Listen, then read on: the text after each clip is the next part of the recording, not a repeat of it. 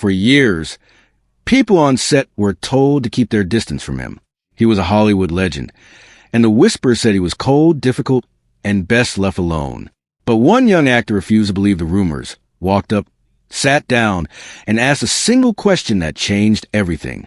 What he learned that day became one of the most cherished memories of his career, and decades later, he finally opened up about what really happened between him and Gene Kelly.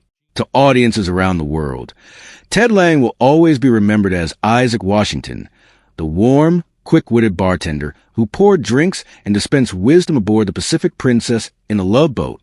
Isaac had a smile for every passenger and an ear for every problem. And for 9 seasons, he became one of the most beloved characters on American television. But behind that easy charm was a man who had fought hard for the opportunities he got, who had built a career across theater, film, and television long before most viewers ever knew his name, and who carried with him one particular memory of a guest star that he would return to again and again throughout his life. Ted Lange was born in Oakland, California, in 1948, into a household that already understood the entertainment business from the inside. His mother, Geraldine, and his father, Theodore William Lange Jr., both worked in fields connected to performance and media, and growing up surrounded by that world gave young Ted an early appreciation for stage. He wasn't only drawn to acting, though. At Oakland Technical High School, he became both class president and student body president, showing a natural instinct for leadership that would follow him for the rest of his life. After graduating, he continued his education at Merritt Junior College in Oakland before transferring to San Francisco City College, where he chose to major in drama. It was during those college years that Lange truly found his calling. He threw himself into stage productions, sharpening his craft night after night, and his effort did not go unnoticed.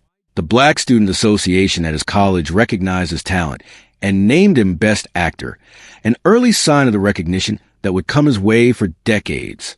Not long after, he earned a scholarship to attend the University of Colorado Shakespearean Festival, where he spent a summer immersed in classical performance, learning from seasoned professionals and refining his craft. Later in his career, he would go on to become a directing alumnus of the American Film Institute, adding another dimension to an already impressive resume. Before television ever came calling, Lange paid his dues in the theater. He performed in local productions around Oakland, served as a guest artist in residence at the University of Santa Clara, and joined the New Shakespearean Company, appearing in productions at the University of California, Berkeley. Eventually, his path led him to Broadway, where he made his debut in the smash hit musical Hair. He was later chosen for the show's first national touring production, giving him the chance to perform in front of audiences across the country. Around that same period, he wrote and performed a one-man show called Behind the Mask, an evening with Paul Laurence Dunbar, exploring the life of the celebrated poet through solo performance. His transition to film began in 1973 with an appearance in the documentary Wattstax, followed a year later by a role in the action film Black Belt Jones. Television soon followed, with a part on the series That's My Mama giving him his first sustained exposure to home audiences. But it was in 1977 that everything changed. That year, Lange was cast as Isaac Washington in a brand new ABC series called The Love Boat, a role that would define the next decade of his career and turn him into one of the most recognizable faces on American television. The Love Boat, created by Wilfred Lloyd Balmays, followed the crew and passengers of the Pacific Princess as it sailed to exotic destinations, each voyage carrying its own collection of romances, comedies, and small personal dramas. Captain Merrill Steubing, played by Gavin MacLeod, anchored a crew that included Gopher, played by Fred Grandy, Dr. Adam Bricker, played by Bernie Koppel, cruise director Julie McCoy, played by Lauren Tews, and of course, bartender Isaac Washington, brought to life by Ted Lange. The show became a massive success, airing from 1977 until 1986, spawning television movies both before and after the main series, and cementing itself as one of the defining feel-good programs of its era. Every week, new guest stars came aboard the fictional cruise ship, and for 9 years, some of the biggest names in entertainment found their way into an episode or two. Lange has spoken in interviews over the years about what it meant to be the only black actor in the show's main cast, and about the extra effort it sometimes took to make sure his character was treated as an equal member of the crew rather than an afterthought.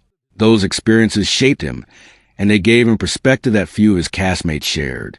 But amid all of that, one guest star in particular stood out in his memory more than almost any other, not because of what he had heard about the man beforehand, but because of how wrong those rumors turned out to be. That guest star was Gene Kelly, the legendary dancer, actor, choreographer, and director whose name was already synonymous with the golden age of Hollywood musicals by the time he stepped aboard the Pacific Princess in 1984. Kelly's career had spanned decades, and his influence on American film and dance was undeniable.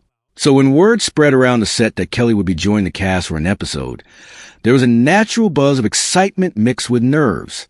Along with that excitement came a warning, passed quietly among the crew. Leave him alone unless you absolutely have to speak with him. The message, as Lange remembered it, was that Kelly had a reputation for being distant, difficult to approach, and not particularly interested in idle conversation with the cast of the network television show. For a while, Lange respected that advice, keeping his interactions with Kelly limited to what filming required. But eventually, curiosity got the better of him. He noticed Kelly sitting by himself during a break, quietly reading a magazine, wearing both glasses and contact lenses as he read. There was nothing intimidating about the scene at all. He looked, in that moment, like any other person passing time between takes. And something about that ordinary image made Lange question the warnings he had been given. Instead of assuming the rumors were true, he decided he wanted to find out for himself. He walked over, sat down across from Kelly, and introduced himself. It was a small, simple gesture, the kind of thing actors do with one another all the time, but given everything he'd heard, it took a bit of nerve. Rather than brushing him off, Kelly looked up and engaged. Lange asked if he could ask him something, and Kelly, apparently intrigued, agreed. What came next surprised them both. Instead of asking about Singing in the Rain, or An American in Paris, or any of the iconic films that had made Kelly a household name, Lange asked him something different.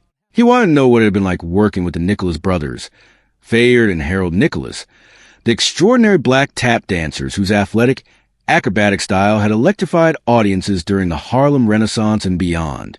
Kelly had worked alongside them earlier in his career, and their artistry had left a deep impression on him. The moment Lange brought up their names, something shifted. According to Lange's own retelling of the story, Kelly lowered his glasses, sat up a little straighter, and began to really talk, about the Nicholas brothers and what it had meant to share a set with performers of that caliber. What started as a single question turned into a genuine conversation between two men who shared a love of performance and an appreciation for the artistry of dance. Lange listened as Kelly spoke about the brothers' incredible skill, their precision, and the respect he had for what they had accomplished at a time when opportunities for black performers in Hollywood were far more limited than they are today. It wasn't a rehearsed answer or a polished soundbite.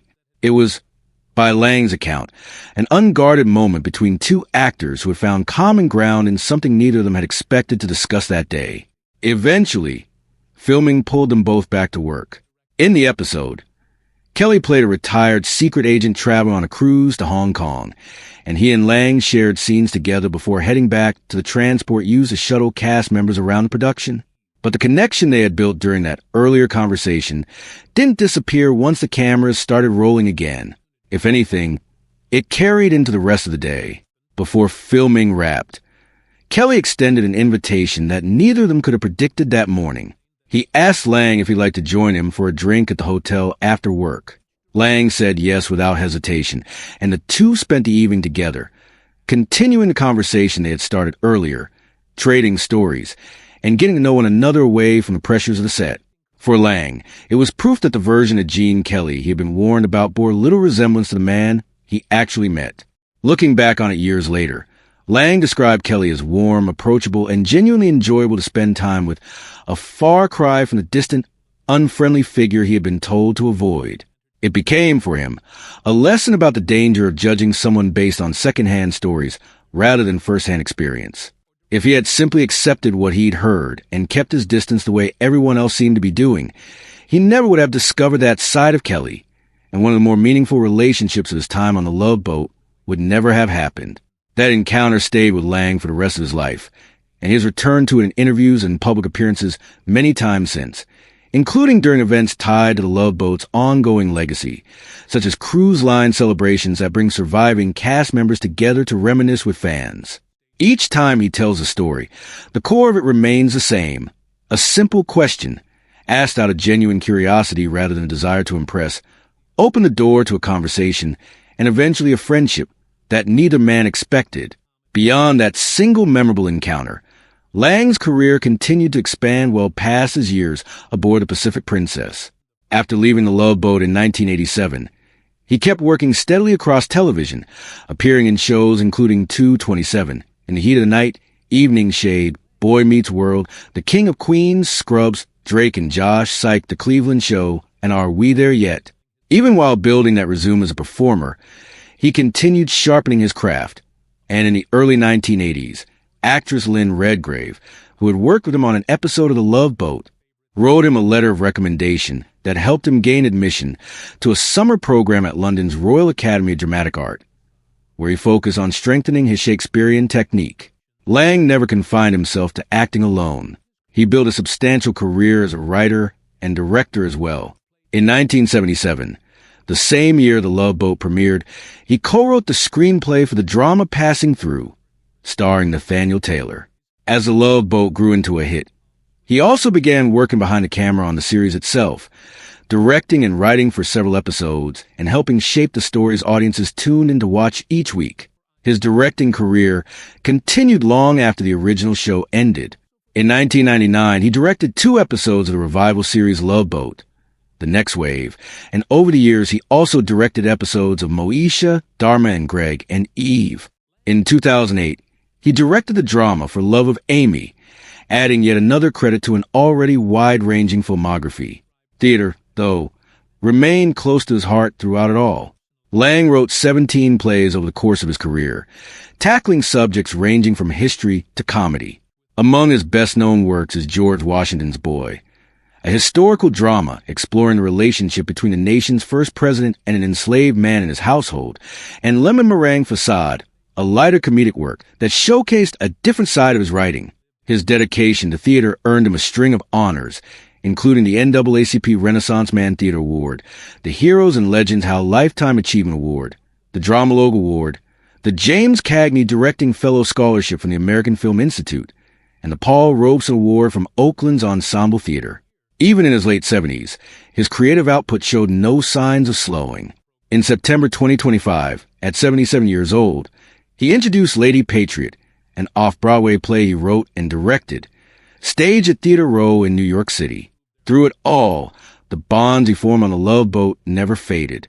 Lange remained close friends with Gavin MacLeod for decades, describing him as something of an acting mentor who supported him both personally and professionally long after the cameras stopped rolling. He also stayed in touch with other cast members, including Bernie Koppel and Jill Whalen, and even though Fred Grandy eventually settled in a different state, the two remained good friends. Those relationships, built over years of working side by side on a cruise ship that never actually left the studio lot, became some of the most enduring friendships of Lange's life. But of all the memories he has shared from his time on the Love Boat, few come up as often or seem to mean as much to him as that afternoon with Gene Kelly. It wasn't a story about fame or Hollywood glamour.